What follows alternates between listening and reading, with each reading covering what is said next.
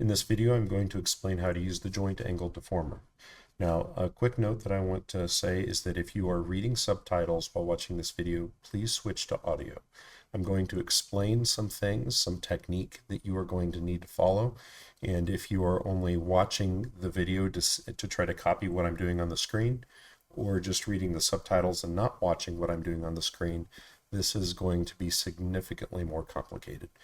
It's not really hard, but there are some things that you have to do as far as keystrokes that are going to speed up your workflow. And so and there's also the reason behind why things work that they work that you need to also pay attention to.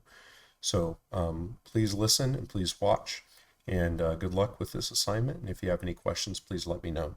Also, I'm going to show you how to do one knee. But you can apply this joint angle deformer to any place where there's going to be a joint. It could be into your fingers, elbows, even underneath the armpit if you needed to, if it has kind of a weird clipping sort of effect, or in the neck, any place that there's a joint.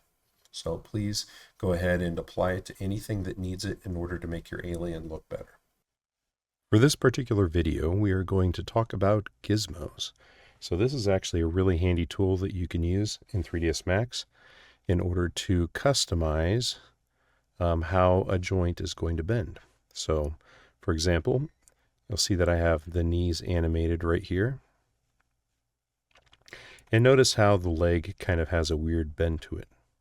So what I'm going to do is we're going to do something so that we can actually make it so that the knee is going to bend in a more natural sort of position. So I'm going to scrub this back to the beginning. Going to make sure that I have vertex selection turned on. And I'm going to select some vertices. I'm going to be kind of generous with what I am going to try to grab here because I want to make sure that I can, I might even grab that top one. But I can really make this look good. So I'm going to go from the left viewport. Now I'm going to come down to gizmos. Now the kind of gizmo that I'm going to work with first is called the joint angle deformer. There is also the bulge angle deformer and the morph angle deformer, which operate differently, and I'll show you those later. But right now let's just go with the joint angle one. Okay, so after I have selected those vertices, let's go ahead and select the envelope that is going to be associated with these. And we're going to come down here and we're going to do what's called, we're going to create a gizmo that's going to be a joint angle deformer. So it's important that you have the envelope selected that is going to influence it, because this is going to determine basically how these vertices are going to move based upon the angle of this particular bone. Okay, so here we can see the lattice.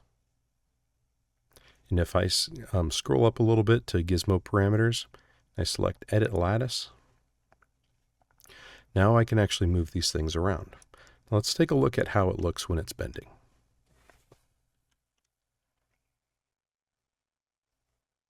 Okay, so far so good.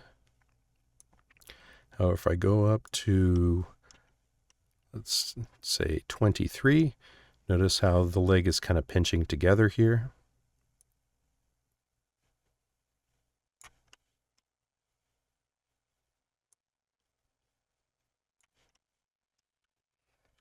If I rotate around,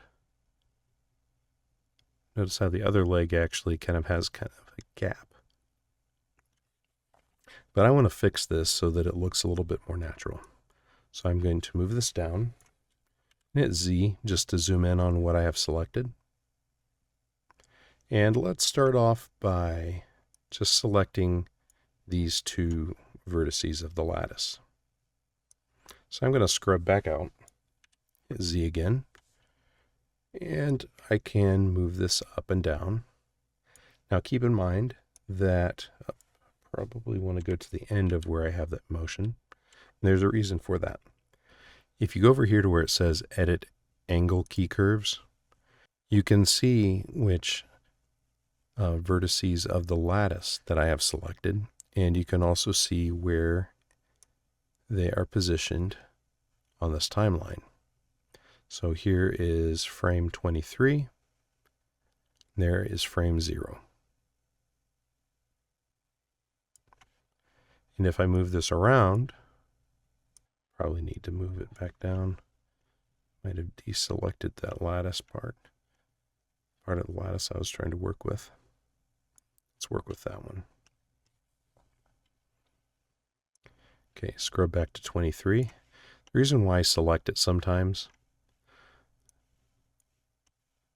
like that is because once you get into this area, it becomes a lot harder to see.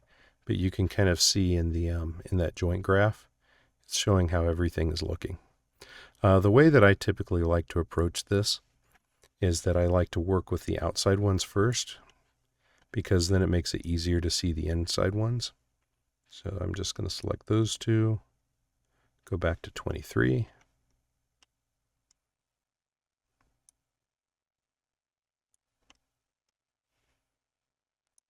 Scroll back to 0. Hit Z, then it just zooms back in on it. And then I come around to the next ones down.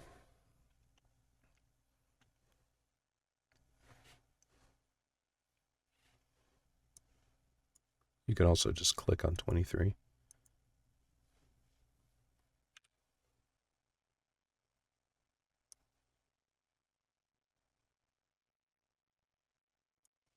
There we go. So now they're not overlapping. Go back to 0 again.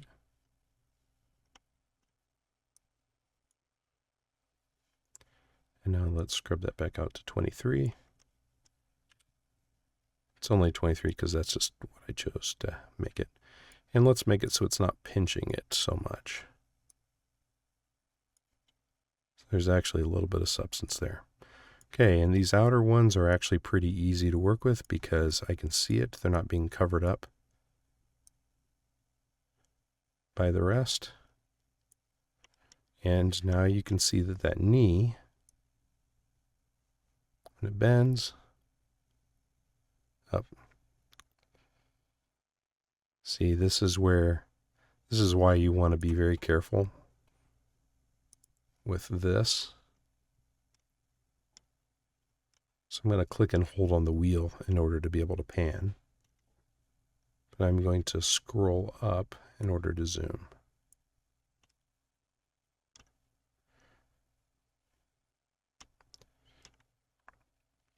So I think some of my keyframes were actually positioned, like I shouldn't say keyframes, but I did some gizmo work. Looks like it was around 21. So something exists on 21 that should not.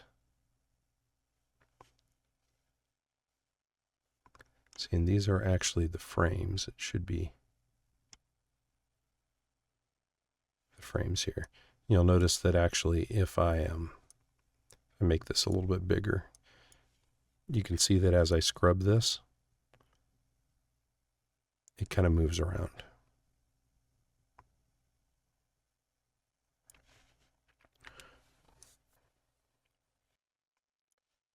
Okay, the vertices that I have selected there, it looks like they're changing at this specific position. I see. I want it to start there, not start at 21.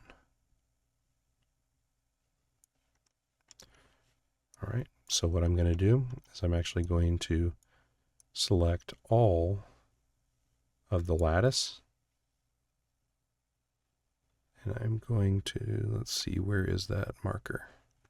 To zoom out a little bit more. It's over there. So I'm going to grab that.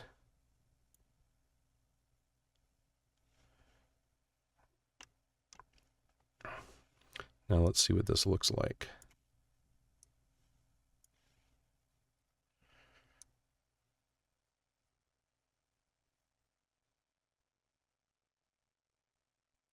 Actually, it looks a lot better. So now it's actually starting the transition there and going into the knee bend. I like that. So that's what the joint graph is for, is so that if you need to fix things, because if you notice that something's popping off a little bit differently than what you expect, you can analyze it and then you can make some adjustments. But that's how you use the joint angle deformer.